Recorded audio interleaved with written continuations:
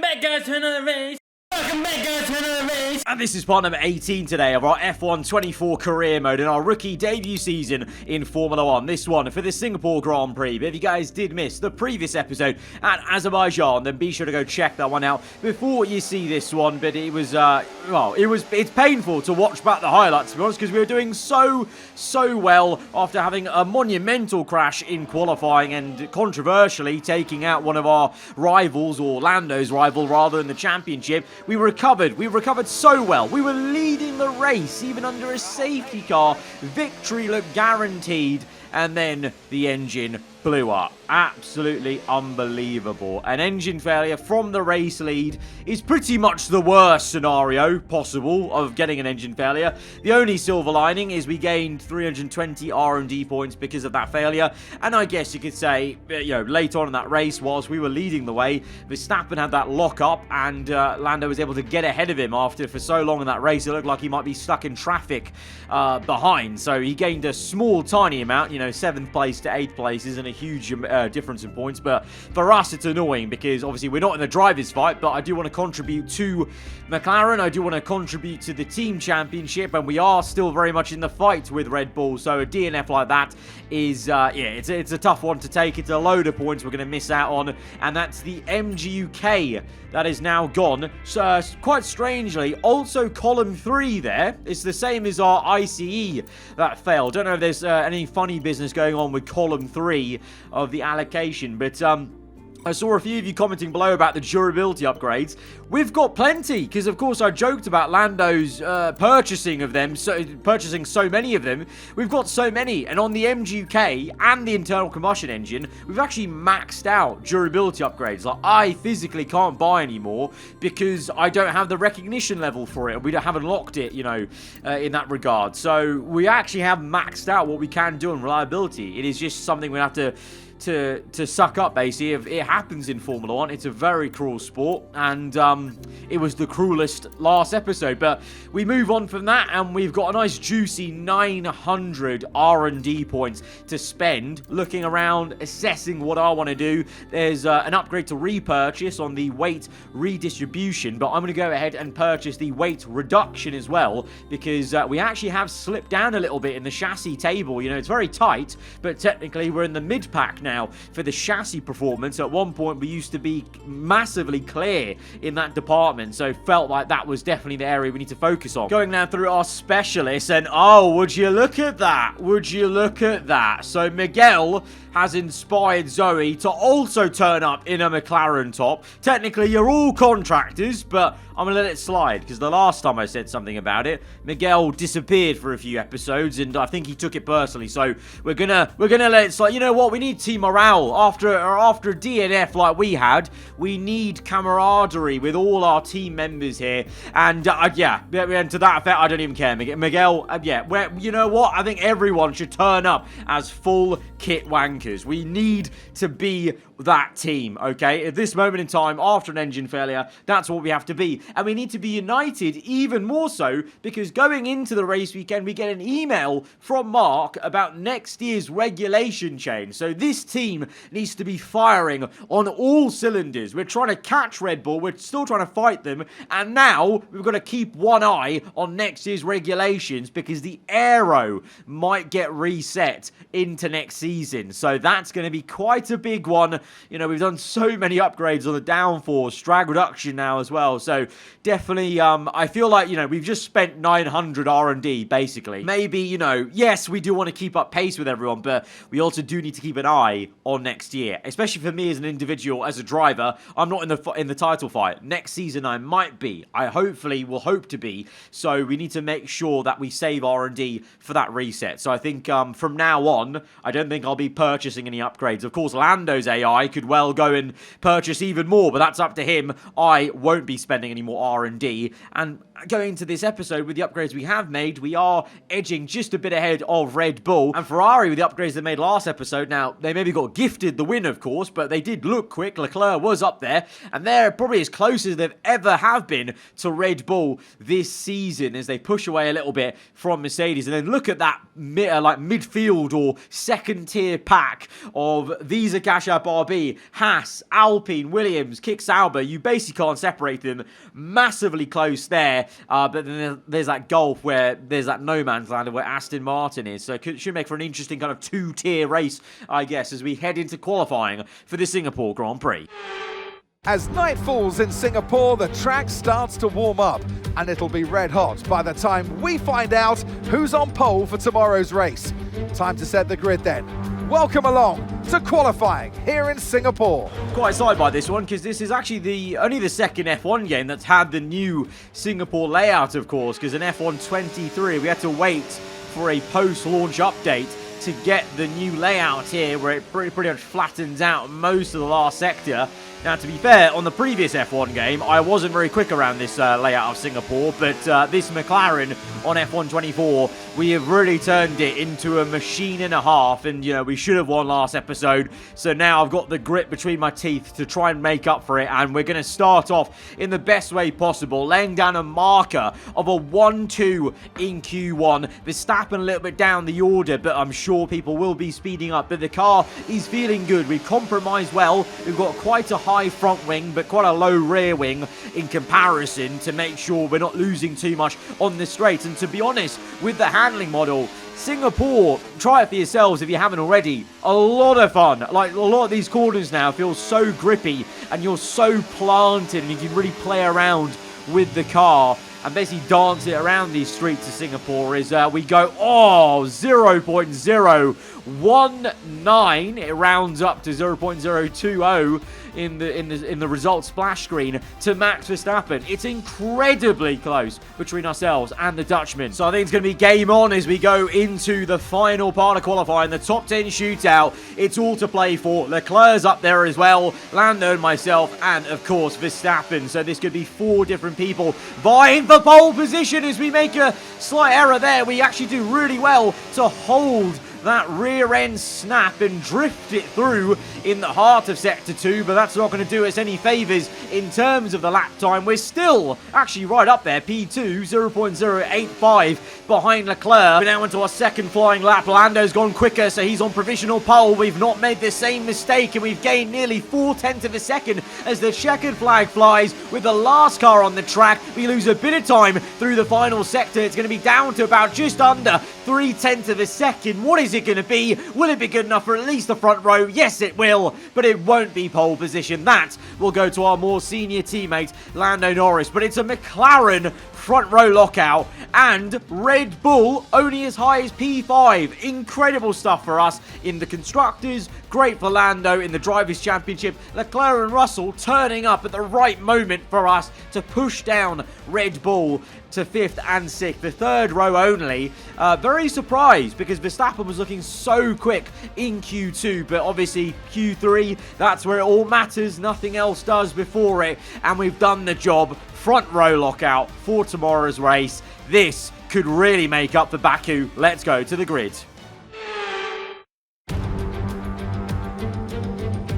Marina Bay hosted a Grand Prix that briefly ran in the 60s and 70s, but the Garden City re-entered the calendar for good in 2008.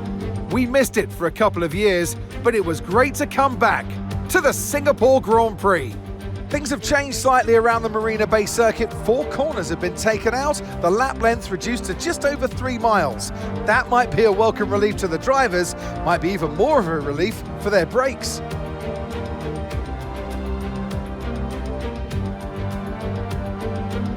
It's time to take a look at our starting grid for today's race.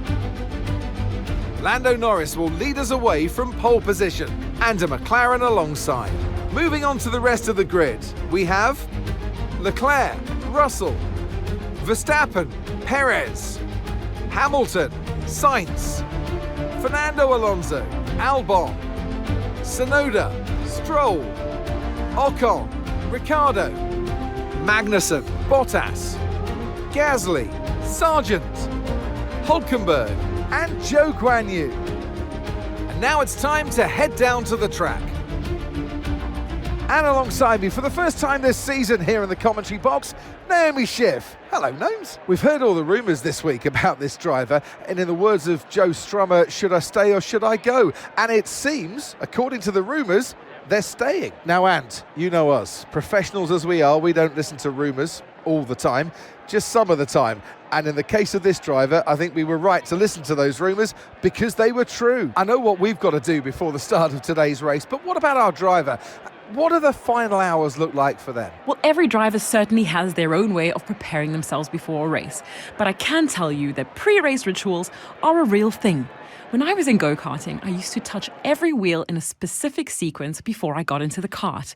And then I stepped up to cars and had a specific set of fireproof base layers just for race day. So watch the drivers when they're on the grid. Some may be sitting on the floor and isolating, others may be up to other things that they do. But these little things really help their minds get ready for the race.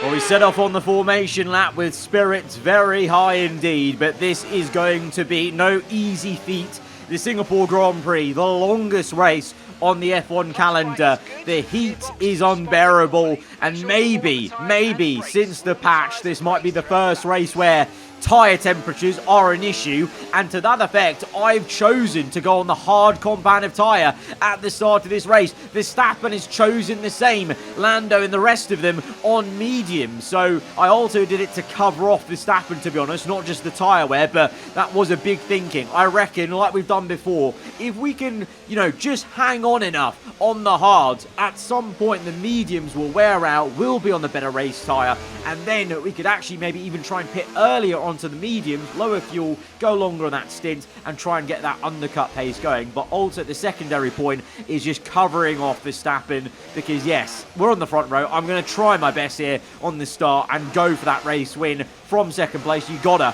But at the same time, in the back of my head, it's the fact that we are not in a title fight. Lando is, so we can try and help him out with covering off Verstappen in the race. Even if we're not near him, just being on the same strategy will be a bit of a safety net. Then that's what we'll do, and that's what we've done. But at this point in time, like I said, we're just going to try and go for the absolute maximum and lock in as we go to 5 red lights. The Singapore Grand Prix is underway, and it's a bit of a slow start for us. The hard tyre is not giving us the grip. Russell on the right, on the left. I think Hamilton's there. Oh, we've been absolutely ping-ponged about, and the Mercedes cars have been ultra aggressive. Hamilton cuts the curb, for goodness sake. Russell up to second place, as aggressive as ever from the fellow compatriot of ours, but Leclerc is now annoying us in the Ferrari, trying to overtake us. We could be down to P5. We could literally be covering off Verstappen at this rate, as, it was great thinking to go on the hards, but that initial launch off 5 red lights was god-awful. Absolutely no traction. Here's the replay. Here's Russell. Russell got a great getaway, and then it was 3 abreast because Leclerc actually was the one who pinched us in. Hamilton was on my inside, of course, so it was 4 cars going into one corner. It was never going to work. To be fair, I'm just lucky I've not got any floor damage, barge board damage, etc. But Russell, super aggressive, and this is maybe why. Mercedes, they didn't even bring an upgrade to this race, but they're looking proper good at the moment.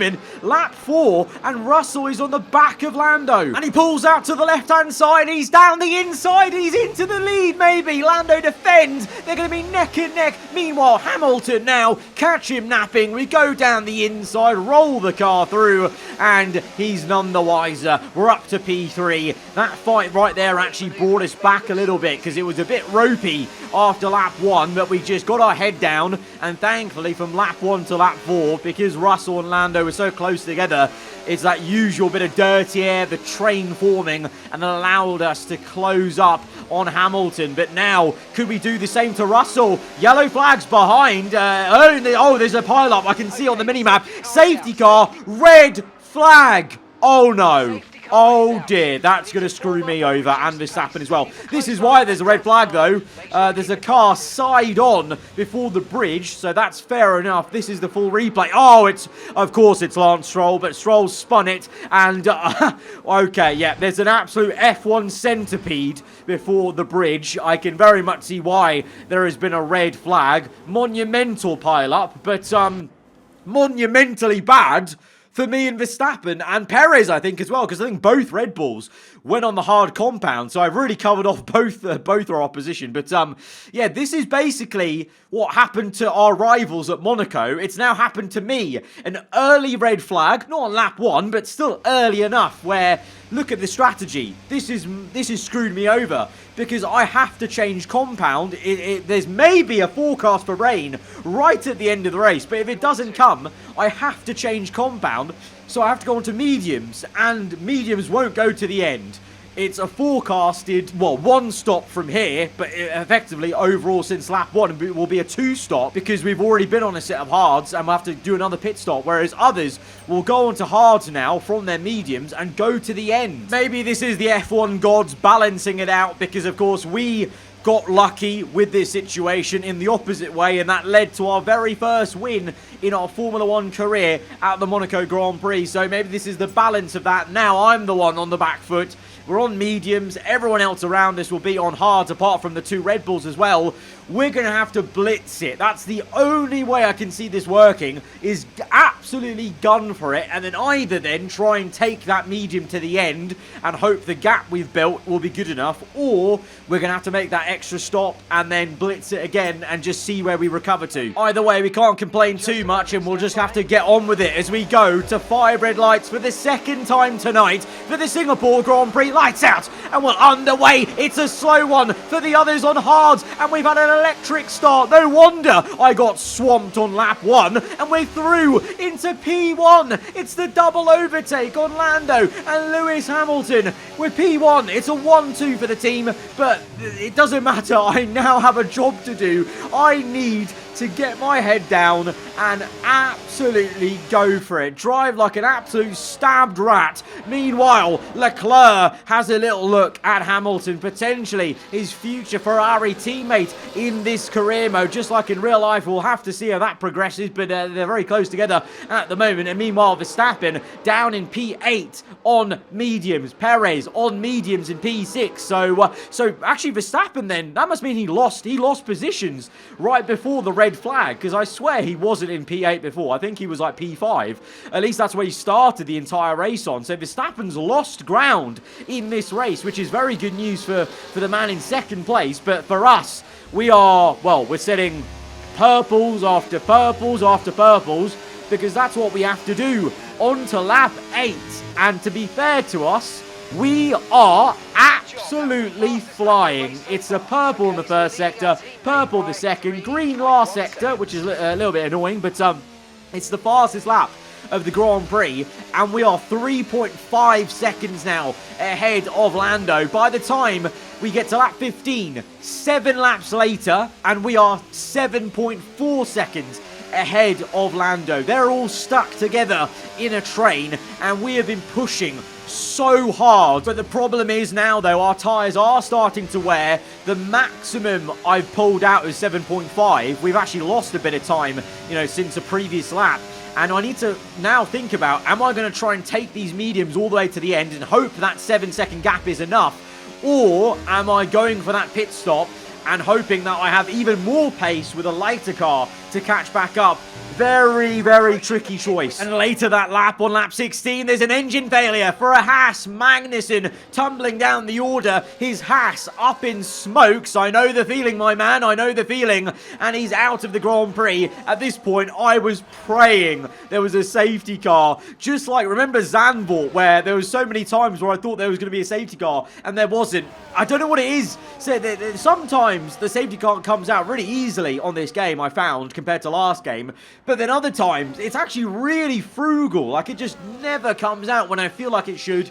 To be fair, that Haas really parked it out of the way. But Yeah, I mean, I can be very wishful in my thinking because that would have really helped us out. But no, instead, we carry on. But Verstappen, he's made no progress. He's still down there in P8. To be fair, no one's really changed up their position. Apart from now, Verstappen pulls the trigger on his set of mediums. He comes in for the pit stop. So he's not going to the end. I didn't really ever think he was going to, but nice to have confirmation. So that must mean Perez will pit.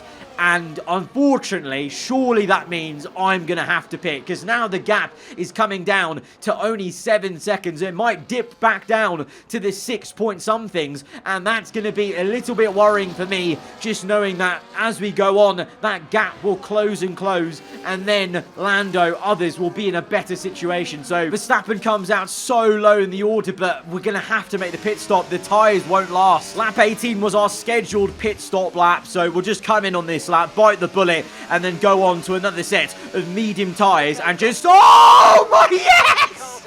Yes, yes! Safety car! Oh, the other Haas, you beauty, Hulkenberg! Yes! Verstappen fighting Zhou Guanyu. He made a pit stop before a safety car. Oh my God! Verstappen's going to be fuming. He made a full pit stop before the safety car came out. Oh, what a bit of luck. What a bit of luck. This is unreal. So Lando will take the lead of the Grand Prix. Hamilton will go through. Leclerc, Russell, they'll all go through, but it doesn't matter. We've got a free pit stop under the safety car. So does Perez, to be fair, but he's the irrelevant Red Bull in all of this, with the title fight being Max v Lando. This is incredible. We're going to come out, I think, in P6, because there was a huge gap to Tsunoda. 24-second gap to Tsunoda. Oh, what a turn of events. We've come out in P6. We're going to bunch up, and we're on fresh mediums. And did you remember how much pace we had on the restart? And that was versus people on fresh hards. They've got, what, like 12-lap-old hard tyres, if that? Oh my God, this is all set up for us to win this goal. I swear to God, game, if I get an engine failure from this race lead, if I can get into it, I'm gonna uninstall. I mean it. Here we are then, getting ready to go on to lap 21. 10 laps exactly left of the Singapore Grand Prix. We're P6, but we've got the freshest tyres on our wagon at the moment. Sainz goes defensive immediately because he knows the pace we've got. We go round the outside. It's a very nonchalant overtake, to be honest, to say we're neck and neck through the entire first sector, left, right and left, but we're up into P5. Oh, I am licking my lips at this moment. The confidence I have. Oh, this is going to be fun. This is going to be fun. We close up to Russell now in the last sector. We're going to wait and be patient because we can. We don't need to rush the overtake. We'll wait for the right opportunity on the back straight. The new flattened layout of Sector 3 here at Singapore. Bit of battery use, hot lap mode engaged, down the inside, a bit of a lock-up and a bit of a deep corner, but we've made the move. We're up to P4, and I don't even need to worry about being outside of 1 second because we have the tyre grip. We're gaining everything in every corner. And now we're behind Leclerc, purple first sector. We've got 1, 2, 3 right ahead of us. We're pretty much pushing Leclerc through that left-hander. We get down the inside of the Ferrari like it's nothing, and we're up to P3. This is probably the easiest overtakes I've ever felt on the F1 24 game. Oh my lord, Bert Mylander, thank you so much for coming out. And to be honest, thank you so much to Hulkenberg. Magnussen disappointed me earlier with the safety car not coming out on lap 16, but his teammate delivered. As we go from the right to the left, we fake it through and dummy Hamilton to get up into second place. It's a 1-2 for McLaren now, but of course we want more. We're going to swap these positions because normally I would maybe think about staying behind Lando, you know, in other situations, because he's got more to gain from winning the race versus Verstappen, but absolutely not today. We've come off a DNF from the race lead last episode. We are not backing down from a race win today, and we've got the overwhelming pace. But that means for the very first time on this game, we're going to have a battle with our teammate Lando, as he doesn't give us the room on the inside, and he's defending. He blocks off the inside on the next corner as well. This might be a bit harder than I maybe thought. He doesn't want to give up the position. Oh, We were inches away from crashing into the rear as we now go on the inside. We've got the traction, but we have to give him room. We have to give him the extra room as the teammate, and he gets back through into first place. But I know it's a matter of when, not if. But that was mighty fine. I'm sure Andrea Stella, Zach Brown, they're wincing on the pit wall as we make a little bit of tyre banging contact, because there have been 3 instances where this could have gone horribly wrong and could have been a double DNF. I'm sorry, Zach, for giving you a heart attack, but it's going to be fine, because here we are now, lining up on the straight. So much battery to use. That's not something I'm used to saying. On the inside, close to the wall, on the inside, bit of a drift, and we're up into P1. Lando, he gave us a fair fight for someone on, 15-plus lap old hard tyres, but we have the overwhelming pace. We go a little bit defensive to make sure we maintain first place into turn 1, and then we will set off into the distance and try and use these mediums to good effect. And so that means on lap 24 we've broken DRS, so Lando is a bit vulnerable, but and he might even get overtaken by Hamilton. Oh dear, maybe I should have stayed behind and gave him DRS. I did think about that, but I also thought surely if I just back him up and, keep within 1 second, that might be more detriment to him, but I don't know. I guess we're going to have to see, because now Lando is fighting for P2 with Lewis Hamilton. The Mercedes is through into P2. Maybe the two are still side by side into the final corner. This fight's been going on for near on half a lap here between the two Brits, and now Leclerc might sniff around in the Ferrari. Lando remains in P2, and actually Hamilton has to go defensive because Leclerc is so quick. Look at that, the Ferrari goes for the overtake to get up into P3, I think. Yeah, the Ferrari's fully out-tractioned him, so maybe there's still some racing to go in this one with 6 laps left. 5 laps now onto lap 26, and Verstappen, he's down in P11 because of obviously that pit stop he made before the safety car, so he's only now overtaking Stroll to get into the points-paying positions. Oh, a lock-up from Fernando Alonso. Very uncharacteristic error from Alonso, and Verstappen gains a free position as he now goes to chase after Alexander Albon, now making the move on the Williams up to P9, and Albon is going to lock up at turn 1 as well. They're all locking up at turn 1. Maybe there's a little bit of debris there, but yeah, Verstappen up to P9 then. Meanwhile, Perez ahead, closing up on Tsunoda. Now, usually you think Tsunoda maybe just waves by the Red Bulls, but of course in this game there's no team orders, so Perez has to really fight for it. He gets so close to the wall, but Perez is up to 7th place. Meanwhile, a bit further up, Leclerc rapidly overtook the Mercedes, and now he might try and make a move on the McLaren. Lando blocks off the inside, but it won't matter to Leclerc as he fakes to the left, goes to the right, and he's up into 2nd place. Verstappen still needs to make the move on Tsunoda, and he might just make it on lap 29 with 3 laps to go. Verstappen is doing everything to maximize the damage limitation here in this race as he's up to P8 now. So all of a sudden, I'm thinking a little bit now, maybe we should have given Lando DRS. I could have still won the race and done that, but I just wanted a bolt. I mean, look at this. We're nearly 10 seconds up the road, so I would have been driving so slowly to give Lando DRS, so I don't think you can really badger me too much about that, but he's down to 3rd, Verstappen's 8th, but Lando might just re-overtake Leclerc for 2nd place on the outside. No! He's locked up! He's locked up! No! Back! Just like Verstappen did last episode, he's locked up and he's had to do a 5-point turn. Oh, okay, now I actually feel bad. I should have given him a toe. Well, also that mistake could have happened still, and he could have just locked up straight into our back end. I don't know. I'm not gonna, look, I'm doing my own thing, and I've had the overwhelming pace to win this race. We should have won last episode, but we're gonna win this episode. We come through for an emphatic, dominant Singapore Grand Prix win. Are you not entertained? Absolutely, I am very entertained. I am, absolutely. We made it work, even with that red flag screw over. And just to seal it off, they've got the bonus point for the fastest lap too. It's something that's not that easy to achieve when you've got a car that's set up for long run pace. But to put on those tyres right at the right moment to get that fastest lap in, those extra points are going to count towards the title battle. Our drivers are making their way out for the podium celebrations, and it's going to be McLaren picking up the winner's trophy. Congratulations to the entire team for that fantastic performance. Well, this championship just keeps on taking twists and turns left and right. Verstappen making mistakes last episode. This one, it was Lando's turn. I think both of them are feeling the pressure, you know. Both of them really want this, and they know it could slip away, maybe. And so they're both making a lot of mistakes, and there's really some just topsy-turvy races.